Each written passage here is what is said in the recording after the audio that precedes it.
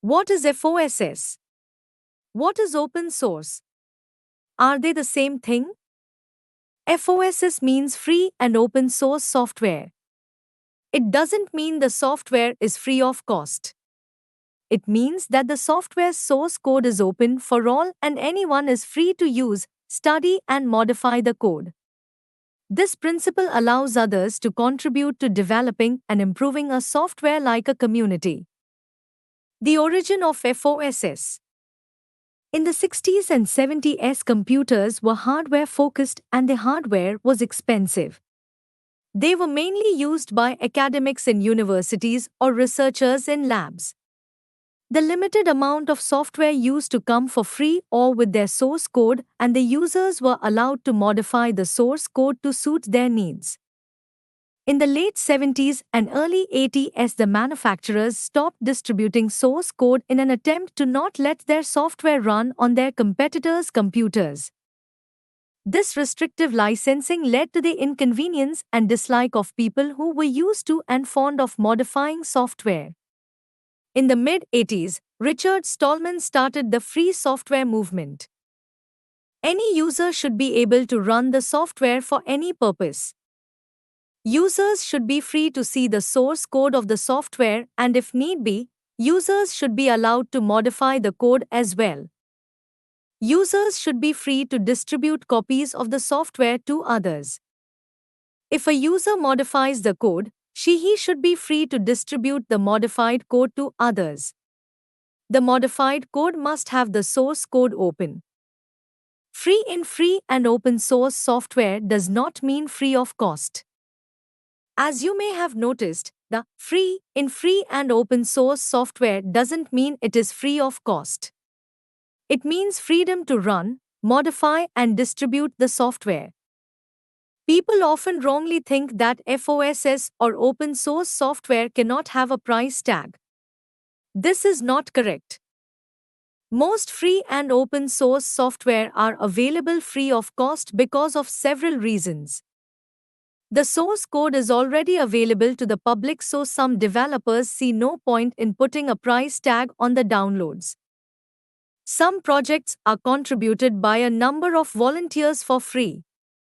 So, the main developers find it unethical to charge for something that has been contributed freely by so many people.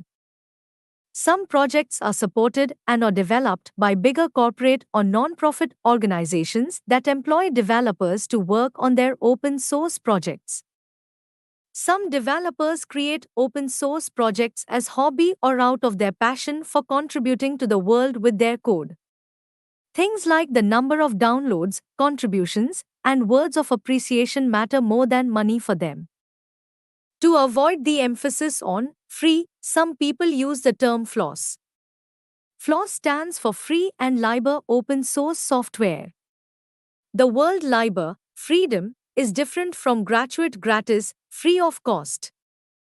How do FOSS projects make money? It is a myth that open source projects don't make money. Red Hat was the first open source company to reach the $1 billion mark. IBM bought Red Hat for $34 billion. There are many such examples. Many open source projects, especially the ones in the enterprise sectors, offer support and enterprise-oriented features for a fee. This is main business model for Red Hat, SUSE Linux, and more such projects. Some open source projects like Discourse and WordPress offer hosted instances of their software for a premium fee. Many open source projects, especially desktop applications, rely on donations.